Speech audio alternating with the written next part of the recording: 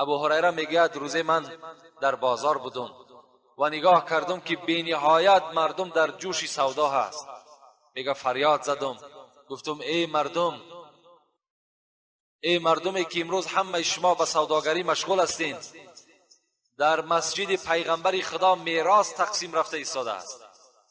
میراث پیغمبر خدا را تقسیم دارند. آیا شما چرا از میراث پیغمبر خدا چیزی نمیگیرید؟ میگه وقتی که شنیدن که میراث پیغمبر خدا تقسیم می شود، فکر کردن که اشیاء دنیا هست، فکر کردن که مال دنیا هست. همگی میگه به مسجد دویده آمدند. وقتی آمدن در مسجد کسی را ندیدند مگر یک مردمی را دیدند و پس گشتند به پیش ابو هریره رفتند. گفتند ابو هریره، در پیغمبر خدا را در مسجدش هیچ تقسیم میراث نمی رفت.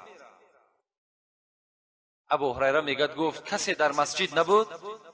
گفت مردم زیاد بود لکن تقسیم میراث نبود، بلکه یک گروه مردم نماز میخواند، یک گروه به ذکر خدا مشغول بود، یک گروه دیگر ذکر حلال و حرام میکرد، دیگر هیچ چیزی در مسجد نبود.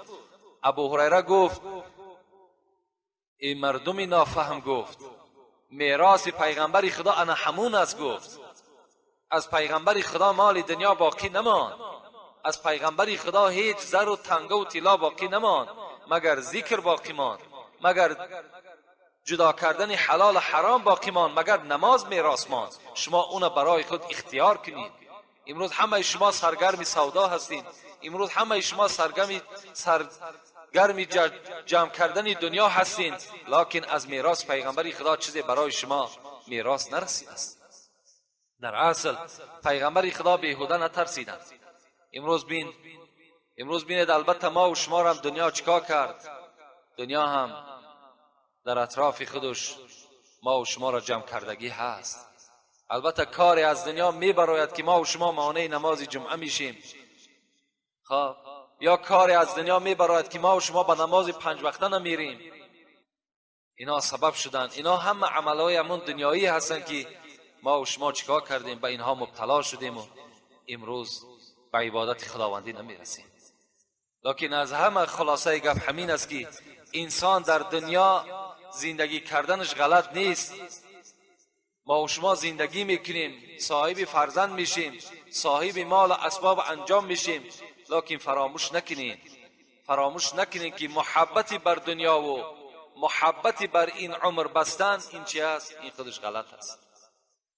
کاری کنیم که در هیچ حالت، در هیچ موضع پیش راه ما و شما را این دنیا نگیرد، بلکه در هر حالتی که باشیم وقتی ساعت خدا را ذکر کردنش آمد ما و شما باید که به مسجد حاضر شویم. اللهم